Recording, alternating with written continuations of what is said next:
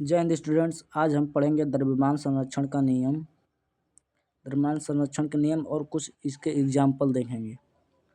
Okay, द्रव्यमान संरक्षण के नियम और कुछ इसका एग्जाम्पल देखेंगे। तो पहले इसकी परिभाषा लिख लेना। यह नियम के कहता है कि यह लिखना या यह नियम के अनुसार यहाँ पे लिखना। यह नियम के अनुसार, यह नियम के अनुसार लिख लेना। किसी भी, इस नियम के अनुसार किसी भी रासायनिक अभिक्रिया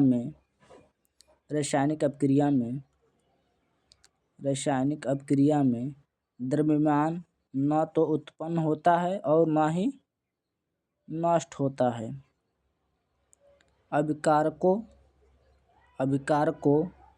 का कुल द्रव्यमान उत्पादों के कुल द्रव्यमान के बराबर होता है। लिख लेना, अभिकारकों के कुल द्रव्यमान और उत्पादों के कुल द्रव्यमान के बराबर होता है। क्या होता है? बराबर होता है।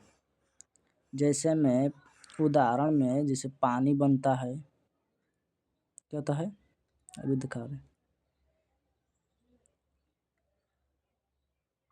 यहाँ देखो, पहले यहाँ देखो, ये किसके द्वारा प्रतिपादित किया गया था? एंटोनी लवाइजिए द्वारा प्रतिपादित किया गया था। ओके, लिख लेना। यहाँ पे देखो, यहाँ पे देखो, यहाँ पे ये देखो कि यहाँ पे जैसे H2 + O2 मिलकर क्या बनाते हैं? H2O बनाते हैं ना। तो ये क्या हो गया? अभिकारक। ये क्या हो गया? उत्पाद। तो इसका कुल द्रव्यमान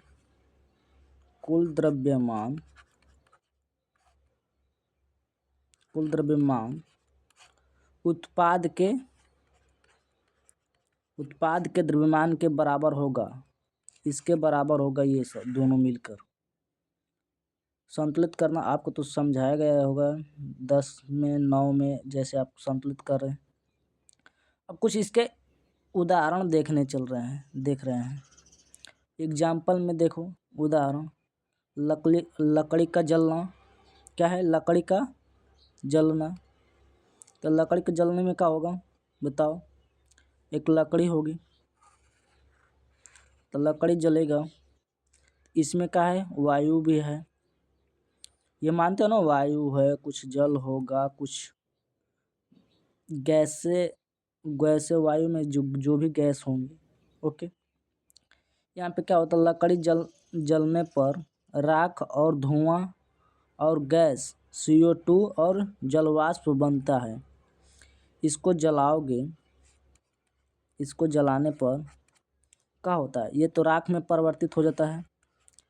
राख में और क्या होता है? धुआं में क्या होगा? वायु या कार्बन डाइऑक्साइड CO2 होगा। ठीक है। या जल, इसमें जो लकड़ी में जल होगा वो भी क्या होगा? वाष्प में परिवर्तित होकर उड़ जाएगा, वायुमंडल में उड़ जाएगा ना। इससे क्या होगा?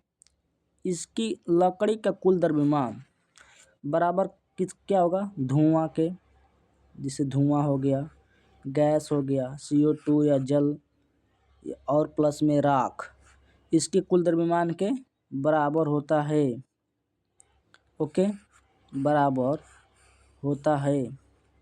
जैसे इसमें क्या होगा? देखो यहाँ पे ध्यान दो। भ्रम क्या होगा? कि लकड़ी इतना बड़ा जला, कम होगा द्रव्यमान। लकड़ी का यही भ्रम होगा ना। तो यहाँ पे देखो लिखा हुआ है, ऐसा लगता है कि लकड़ी का द्रव्यमान कम हो गया, राख जो बचती है।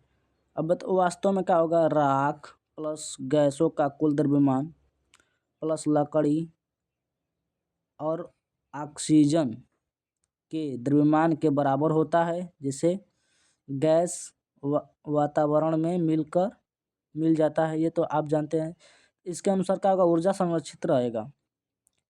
यहाँ पे देखो, अब पानी का वाष्पीकरण होना, अब आप भी जानते हो पानी का वाष्पीकरण हो रहा है। दूसरा एग्जाम्पल देख लो, पानी का वाष्पीकरण होना।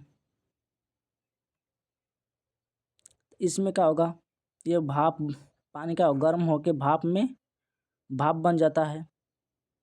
तो इसका द्रव्यमान संरक्षण कब रहेगा, अगर बर्तन को ढक देने पर अगर पानी उबालल जात बा तो भाप में परिवर्तन होता बा ना, पानी का हीट देने पर।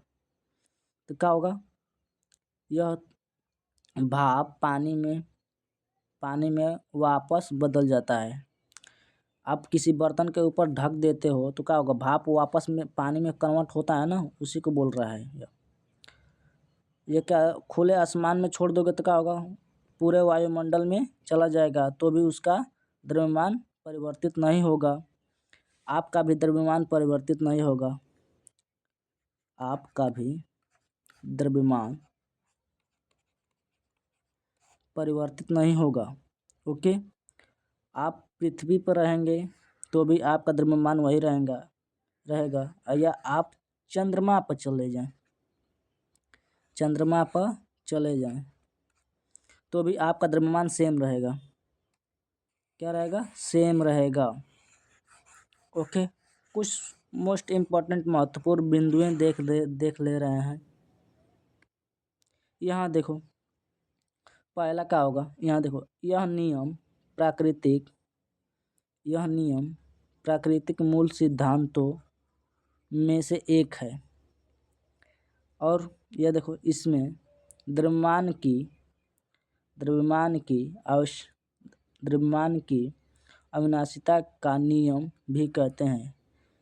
द्रव्य की अवसादता का नियम अविनाशिता के नियम भी कहते हैं। अब आइंस्टीन के द्रव्यमान ऊर्जा समीकरण क्या होता है, E बराबर mc²। इसके अनुसार द्रव्यमान को ऊर्जा के रूप में बदला जा सकता है, लेकिन यह नियम सामान्य रासायनिक अभिक्रियाओं में लागू होता है। ये भी आपको समझ में आ गया होगा। E बराबर mc², E बराबर mc², ये आप पढ़े होंगे, 9 से ही आपको पढ़ाया जाता है। E का हो गया, ऊर्जा हो गया, क्या हो गया, ऊर्जा।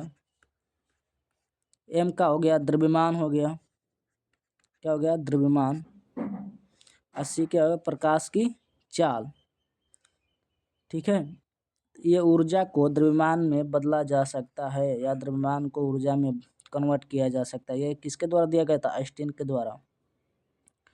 ओके, यहीं पर आपके टॉपिक समाप्त होता हुआ। आप चैनल को लाइक एंड सब्सक्राइब जरूर करें,